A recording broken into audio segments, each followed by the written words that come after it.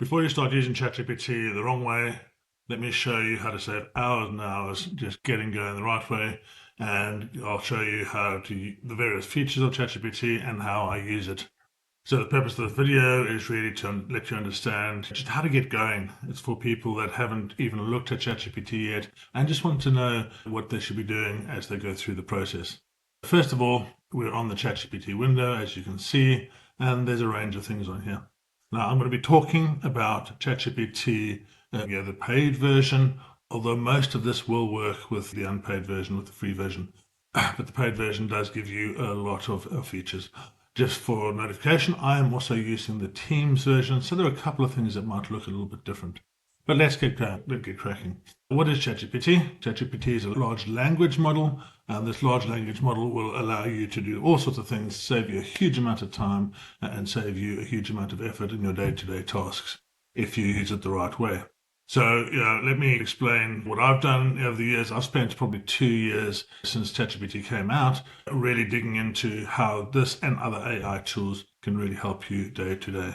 First of all, the difference between the various versions. You have the free version will limit the number of things that you do in a day, and it isn't as well connected and doesn't have all the features. The Pro version allows you to do a lot more. I'm yet to come up and hit the limits of the Pro version, other than for the talking to and from, and I'll show you that as well. And the Teams version gives you a bit more. You'll see this deep research button over here, and deep research is a new feature that's out that actually goes a lot deeper in the research that you're doing. Let's get started. So we have a window here, and to sign up, you go on to openai.com and you sign, or chatgpt.com, and you sign up for an account. Or once you've done that, you'll be able to get this window up.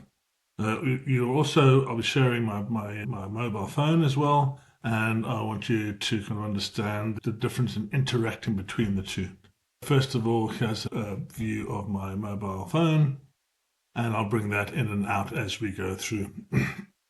When you're looking at ChatGPT, basically the first thing that people see is this button up here, ChatGPT, and within ChatGPT there are a number of different models. These models have all got different purposes, and they're better at doing different things. So I will go through that in future videos and show you what these are best used. Let's have a look now. As we go through, we have ChatGPT, and you can type things in here. I'm not very good at typing. Initially, I'm just going to say, hi, how are you today? Can you help me with showing people how to use ChatGPT? And this will come through, and it'll put a range of things in here. Now, you can see here it's already asked me what I'm doing, and it's put this up as an answer to my chat, and it will allow me to see this both on the phone. If I come through on the phone here, oops, I need to do it this side. I'll see ChatGPT tutorial. And you can see the same thing on both screens. Now, particularly for me, there's such a useful thing. I'm South African. I don't have the best accent in the world. I don't talk as clearly. Sometimes I talk too quickly. So I really love talking to ChatGPT. And let me just show you now how this works. You have a couple of different buttons here. You have a screen button, this microphone button here, and this wavy kind of button on the other side. So let's just start with the wavy button. And you can see here, I push the wavy button and a different thing comes on. Hey, how are we doing, ChatGPT? How are you this morning? Hey, I'm doing well. Thanks for asking. How about you? What's on your mind today? Yeah, I'm not bad. I am just helping the people understand you a little bit better and understand how to use you more effectively. So let's just brainstorm with me a little bit about how we can inspire people to use a large language model. What are you thinking are the most useful things large language models can do? Sounds like a great plan. One of the best ways to inspire people is by showing them practical use cases. For example, business owners might appreciate how ChatGPT can help draft emails, brainstorm content, or provide quick answers to common questions. For beginners, you can highlight how easy it is to start a conversation and get useful advice or information. Now I can interrupt, and this new model will allow me to interrupt. So I'm going to stop you there for a second, and I'm going to show people how to do various things on here. Thank you for your help so far. No worries, I'm here whenever you need. Let me know if there's anything else I can do to help.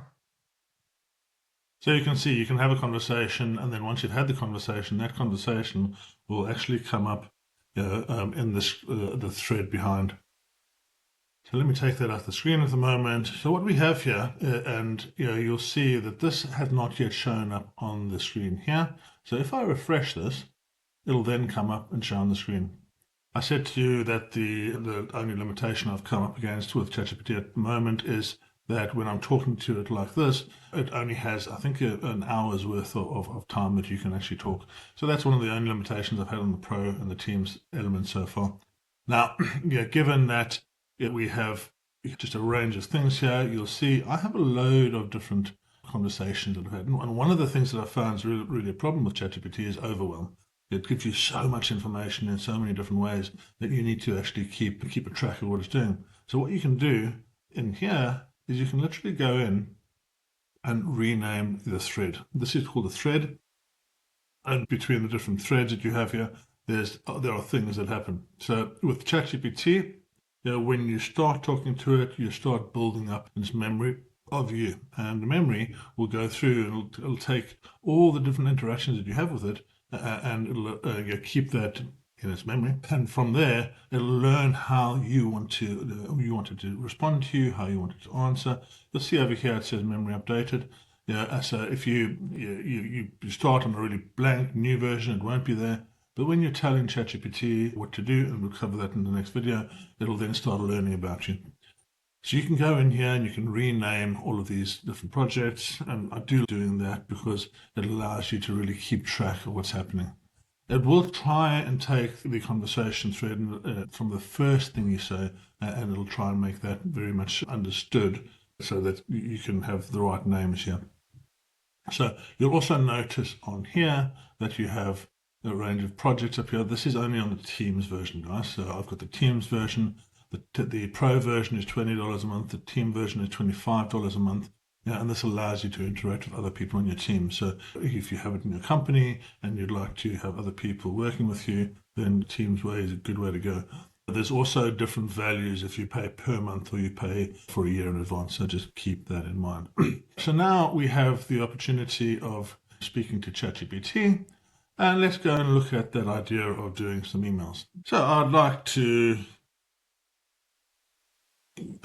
have you create me an email going out to a client, Max. And Max is going to be coming and joining me for an interview, for a podcast very shortly. And I just want to send him an email saying, Max, here's some questions for you for your podcast. Looking forward to speaking to you. And I'm really forward what we're doing. Can you create me a nice, friendly email that I can send out to Max? Now you'll see in this case what I've done is I've pushed the little microphone button. The talk to text is just amazing. It really is good for to be able to understand me, understand my voice, understand what I'm saying. It really does a very good job on this. So you'll notice now I'm going to click the up arrow button, this little button here, and this will go out and it'll start answering it.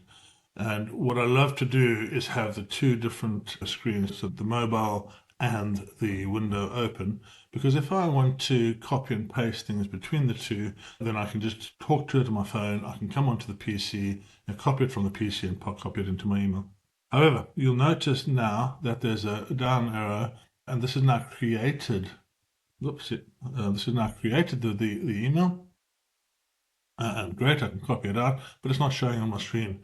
If you're asking ChatGPT to do a substantial amount of work and the screen is still running, what will happen is if you try and refresh this screen, you'll notice as I do the refresh on this screen, that will then come up. He says, here, this comes up here. So now, because I've done that, after it's finished processing, it works. What will happen is if you do it before it's finished processing, before you actually get to the end on the mobile phone, it'll go up and give you an error message, and that's okay.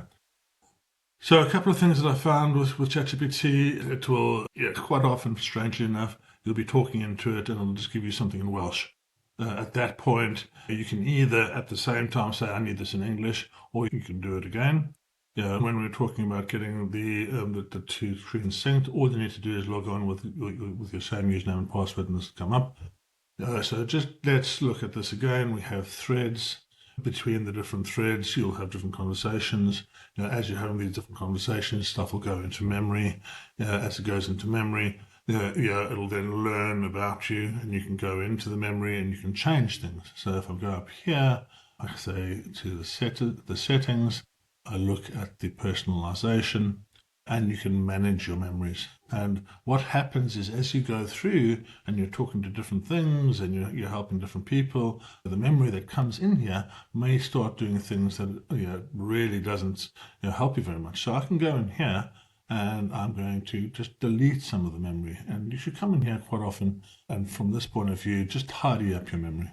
You can look at the various GPTs in here. Now, a GPT is something that allows you to do a specific function, and you can build your own GPTs. We'll cover that in future videos. You also have a range of other elements on here. There's a microphone here that on the Macintosh, the microphone will work natively. On the PC, you'll need to install this via an add-on on the web browser. And you can have the range of different buttons on here. You're searching the web, deep research, and a few other things, canvas or images. So lots of different things you can do on here. But as you're starting, just go in, get logged on, have it installed on your PC from the App Store or from the Google Play Store, get the two synced up, and just play with it. Just keep on playing with it so that you know what it can do. And just you'll be so surprised about how much you can do with the various different tools that are on. Hopefully that gives you a really good starting point and just gets you going on ChatGPT. If you're interested in knowing a little bit more, why don't you join us on our webinar on Thursday, and we'll go through a little bit more how to work on ChatGPT, give you some more tips and tricks. And like and subscribe for the next video, where we'll be talking more about how to talk to ChatGPT. They talk about prompting, but really how to have a conversation with the AI so you can get the most out of it. Thank you very much for your time, and hope that was useful.